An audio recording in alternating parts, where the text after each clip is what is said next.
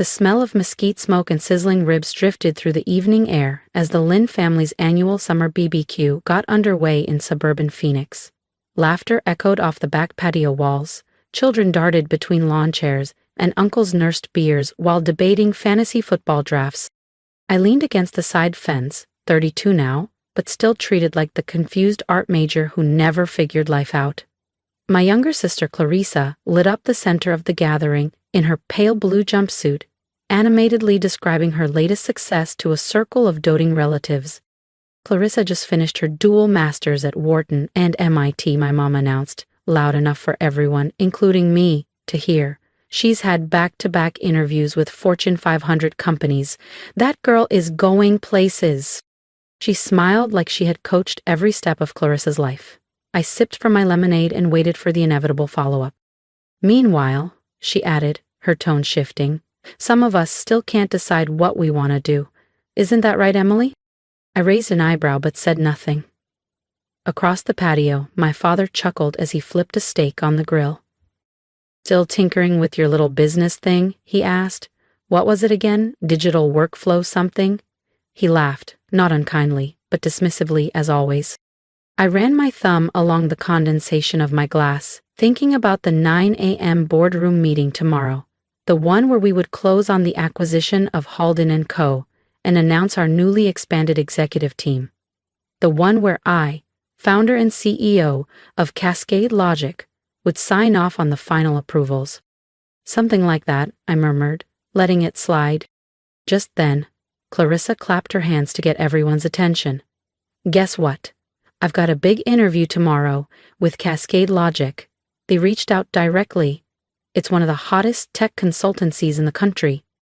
Cheers and congratulations erupted instantly. My Aunt Vivian rushed forward with a glass of rosé. That's amazing, Clarissa. I read an article about their founder. Brilliant woman, totally self-made. My dad nodded in approval. Their hiring bar is insanely high. They don't just take anyone. I held back a laugh, remembering the neatly prepared shortlist from HR sitting in my inbox, including Clarissa's resume. She had no idea the company she'd been gushing about for weeks was mine, that I had built Cascade Logic from my studio apartment in Tempe a decade ago, that while she climbed ladders others set for her, I had forged my own. What position are you interviewing for? I asked, keeping my tone light. Her eyes sparkled. Senior strategy consultant. Can you imagine? That's practically executive level. Oh, I replied, smiling into my glass. I look forward to seeing how that goes. She laughed, then added with syrupy pity. Maybe once I'm hired, I can put in a good word for you, Emily. I'm sure Cascade Logic has a few entry-level admin roles. My mother gave an approving nod. That's very kind of you, darling. Lord knows your sister could use the help. 32 and still, she trailed off, gesturing vaguely in my direction. Whatever this is.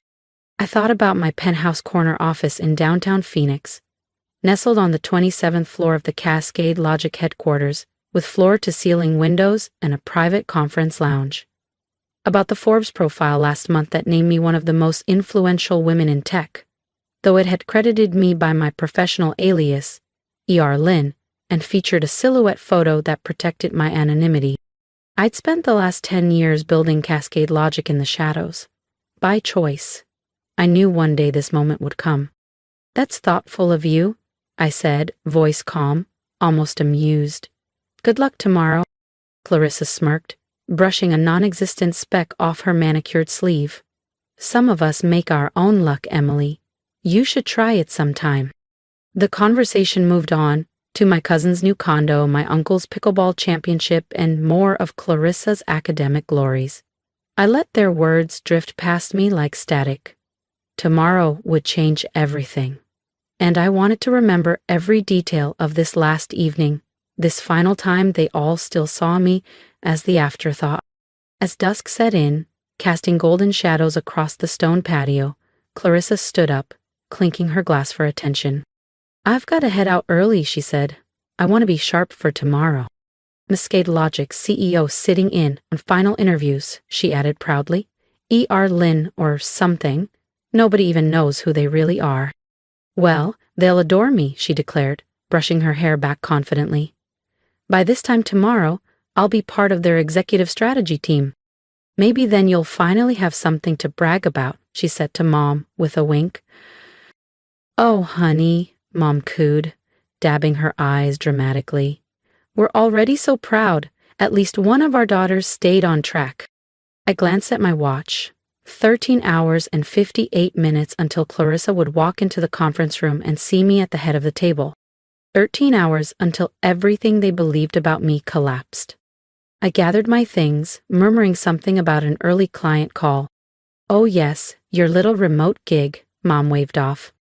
Just, don't forget to Venmo your share of your father's birthday gift. Clarissa already covered most of it again. I nodded without replying. They didn't need to know that my remote gig had grossed 8 figures last quarter. Let them cling to their assumptions. I slipped behind the wheel of the unremarkable gray SUV I reserve for family events, leaving my white Mercedes AMG parked safely in the underground garage downtown. As I reversed out of the driveway, Clarissa's voice rang out one last time across the lawn, loud and certain. Tomorrow, everything changes. She was right. Just not the way she thought. If you want to see Clarissa's face when she realizes who's sitting across the interview table, make sure you hit subscribe, 'cause trust me, you won't want to miss what happens next. What a waste. Can't even land a real job. I smiled faintly, recalling the brushed metal nameplate that sat front and center on my desk. E.R. Lynn, Chief Executive Officer, Cascade Logic. Tomorrow, Clarissa would find out exactly what a real job looked like and why she'd never have one at my company. By 6:30 IMM, I was already in my corner office overlooking Camelback Mountain, sunlight casting golden streaks across the skyline. The quiet hum of early morning systems booting up was oddly comforting. I'd built this from the ground up, and today it would come full circle.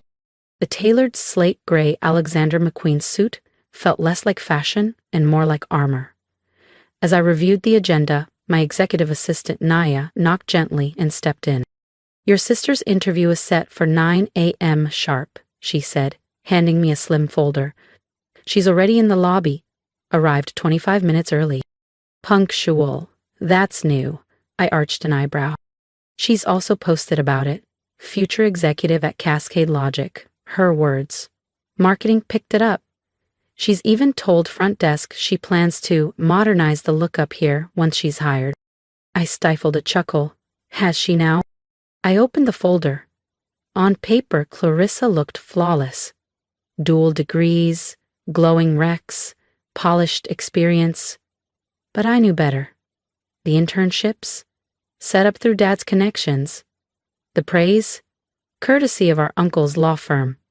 A manufactured resume wrapped in designer polish.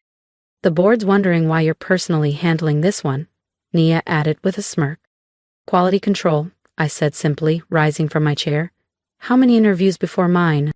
The read, she replied. All briefed, they'll ask the right questions.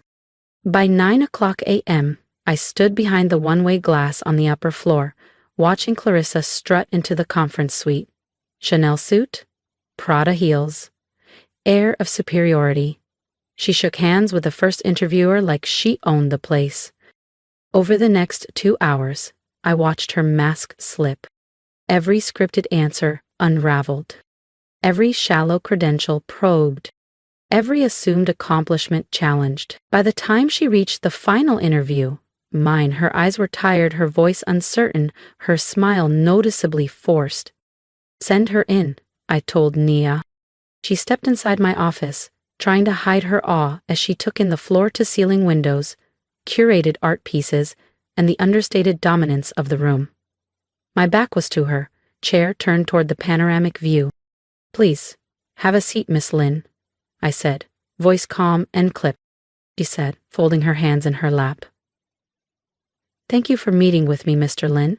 I understand how valuable your time is. I turned slowly in my chair, letting the moment stretch. Actually, I said, locking eyes with her, it's Miss Lynn. Emily Renee Lynn. The blood drained from her face as realization set in. The name on the walls. The initials on the press releases. The woman she'd dismissed for years. Ugh. Emily. Hello, Clarissa. I offered a calm smile. Surprised to see your directionless sister running the company you've been dying to work for? She blinked rapidly, her perfectly composed persona unraveling as her lips parted soundlessly. Whatever polished answers she'd rehearsed were gone. But this doesn't make sense, she stammered. You're just a freelance consultant. That's what Mom said. Am I? I gestured toward the wall behind me, lined with plaques, innovation awards, and framed magazine covers celebrating Cascade Logic as one of the fastest-growing tech firms in the Southwest. I built this company from scratch, while you and Mom were laughing about my little business thing. Every time you flaunted your MBA, I was negotiating international contracts. Every time Dad called me a phase, I was landing Fortune 100 clients. You tricked us! Her voice cracked, rising with disbelief. You lied! No, Clarissa, I replied, my tone even. You all tricked yourselves. You were so busy assuming I was a failure that you never once stopped to ask what I was actually building. I picked up my phone and opened my banking app, turning it so she could see. That birthday money Mom mentioned? I just sent my share. It's a 6-figure transfer. To me, it's a rounding error. Tears welled in her eyes, not sorrowful, but angry and humiliated. So what now? You're going to expose me? Tell the whole family? I shook my head. I don't need to say anything. Your interview performance today says it all. 3 senior partners, independent of one another, recommended against hiring you. Too arrogant, too surface level, unprepared, entitled. You set me up. I gave you exactly what you asked for, an interview with the CEO. It's not my fault you didn't come ready. I stood, smoothing the front of my suit. I suggest you look for opportunities elsewhere, Clarissa. And maybe develop some real experience. Something beyond LinkedIn posts and Dad's golf connections. She rose unsteadily, her designer heels now awkward and her designer outfit suddenly looking more like a costume than power wear. Do Mom and Dad know? They will, I said, stepping toward the door. I'm sure you'll tell them all about your interview with E.R. Lynn. I pressed the intercom. Nia, please escort Miss Lynn out. And cancel my dinner plans with the family. Yes, ma'am, Nia responded. I've got a board meeting that needs my full attention. As the door closed behind her, I heard the sharp crack of her voice break in the hallway, followed by muffled sobs. Not the victorious exit she had envisioned. Within an hour, my phone buzzed with family messages. Mom was first. What kind of cruel joke is this? Clarissa is devastated. Then Dad, how dare you humiliate your sister like this? We raised you better. I looked at the screen, let out a breath, and turned it face down. They finally knew who I really was. They just didn't realize I had stopped needing their approval a long time ago. I replied to the family group chat with just one message. You raised me to be successful. Congratulations. You did. Now maybe you'll recognize what real achievement looks like. Then I powered off my phone and turned my attention back to what actually mattered, leading a billion-dollar tech firm that had disrupted an entire industry while they were too busy mocking me. Let them adjust to this new reality in their own time. I wasn't going to pause for their discomfort. In the weeks that followed, the shift in family dynamics was unmistakable. The tone of our calls, when they happened, was strained. Gone were the dismissive digs and passive-aggressive jokes about my little business. Instead, there were awkward silences, forced smiles during Zoom birthdays, and a general unease that hovered like fog. Clarissa accepted a mid-tier project coordinator role at a boutique agency across town. It wasn't the career-defining leap she'd imagined. No fancy title, no corporate corner office. Just a standard job, earned the traditional way. Mom and Dad stopped hosting their regular Sunday BBQs. Maybe it was shame. Maybe they didn't know how to navigate a world where the daughter they'd underestimated now ran the empire they once ridiculed. But the moment that cemented everything came 3 months later. Forbes released a feature titled The Silent Success, How One Woman Built a Billion-Dollar Company While Her Family Thought She Was Failing. My face was on the cover, full color, crisp suit, Cascade Logic's skyline behind me, no shadows, no ambiguity, just me. I had 10 copies express delivered to each of my family members' homes. Not with a note, not with a message, just the magazine, just the truth. The article detailed my journey from working odd freelance gigs in a cramped Tempe apartment to building one of the most sought-after AI-integrated systems companies in the U.S. It highlighted the turning points, the quiet sacrifices, the relentless perseverance they never saw and never asked about. At the end, the final line read, "Sometimes success doesn't need to shout, sometimes it just signs the checks." And honestly, that was enough. I didn't need their praise anymore, or their recognition. I had built something real, something lasting, something they could never take away. Let them tell their friends. Let them adjust their stories to make themselves look better in hindsight. Let them pretend they always knew. Meanwhile, I'd be at Cascade Logic, preparing for our expansion into Europe, closing 2 new enterprise deals, and mentoring the next generation of female tech founders. Success had already spoken, for itself and for me, and I had no intention of turning the volume down. If you've ever been underestimated by the people who were supposed to believe in you the most, trust me, I see you. I spent years being told I was too vague, too artsy, too lost. While my sister basked in praise, I was the family's punchline. But I didn't fight back with arguments or approval seeking. I built something real. Something they couldn't ignore, even if they tried. And now, after all the silence, I'm finally telling my story, not out of spite, but to remind you, your worth is not defined by how others see you. It's defined by how you see yourself. So if you've ever been made to feel small at a family dinner, if you've hidden your success just to keep the peace, or if you're still building in the shadows, drop a comment below and tell me your story. Tell me what you're working on, what you've overcome, or who you're proving wrong, not for revenge, but for your own damn peace. And if you felt even a flicker of validation watching me rise from unemployable to CEO, hit that subscribe button, not just for more stories like mine, but to be part of a community that sees through the noise and recognizes quiet resilience for what it really is. Strength.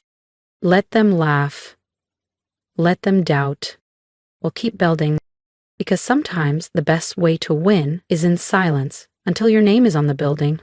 Before you go, how's your day been? Really, I want to know. Have you had a small win you're proud of? Or maybe you're facing something tough and pushing through anyway. Drop it in the comments. I read every one. This channel isn't just about success stories. It's about real people doing real work, even when no one's watching. Let's celebrate the quiet victories together.